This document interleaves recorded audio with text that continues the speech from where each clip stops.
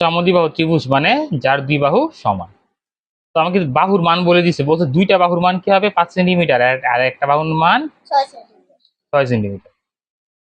অপর বাহু, অপর এক বাহু। হ্যাঁ, এখন আমার কি করতে হবে দেখি, দেখি এরকম হলে যেই বাহুটা সবচেয়ে বড় আছে না ওটা আমি আগে আগে এঁকে ফেলবো। কি ফেলবো?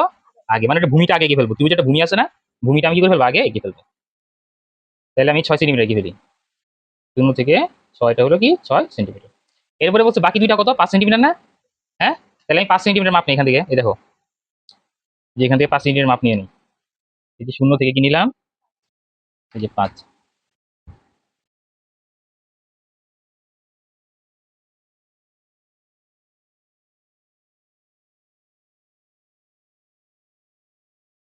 বুঝছি না? 5 সেন্টিমিটার মাপ নিলে কি করে, এরপর কি করে বলো তো?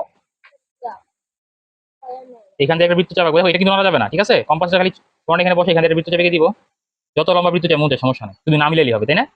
এরপর এখান থেকে কি করে দিব, একটা বৃত্তচাপ এঁকে দিব। ঠিক আছে? তো দুইটা বৃত্তচাপ কি করলে একটা বিন্দুতে মিলিত হলো না?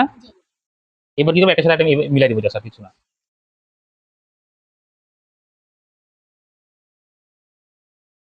ঠিক আছে, এটার সাথে এটা মিলাই দিব। তারপর এটার সাথে কি করে দেবো, এটা আবার মিলিয়ে দিব। একটু একটু এই যে এটার সাথে এই যে আমি দেখো আগে কিন্তু দেখা, মানে বসে মিলাই দিলে হবে না, তাহলে বাঁকা ধরে দেবে। যেমন মিলাই দিতে দেখা যাবে এটা এই দিকে চলে গেছে, কিন্তু বিন্দু বিন্দু বরাবর মিলতে হবে না। এই জন্য আমার এটা কি করতে হবে, ভালো মতো সই করতে হবে। কি করতে হবে, এই যে এই দেখো এই বিন্দু মিলাইলাম, তারপরে এই বিন্দু বেশি গেছে, এটা আবার এখানে এই বিন্দু মিলাইলাম, এই বিন্দু মিলাইলাম, দেখো ঠিক আছে। তারপরে আমি মিলাই দিলাম। ঠিক আছে, তাহলে A B C, A B C, এই দুটো যে বাহু কিন্তু সমান, এই বাহু আর এ বাহু কি এরা সমান, আর এই বাহু অসমান। এটা হচ্ছে 6 সেন্টিমিটার, তো লিখে দিলাম 6 সেন্টিমিটার।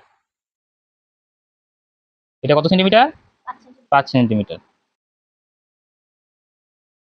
এটা কত সেন্টিমিটার? ঠিক আছে।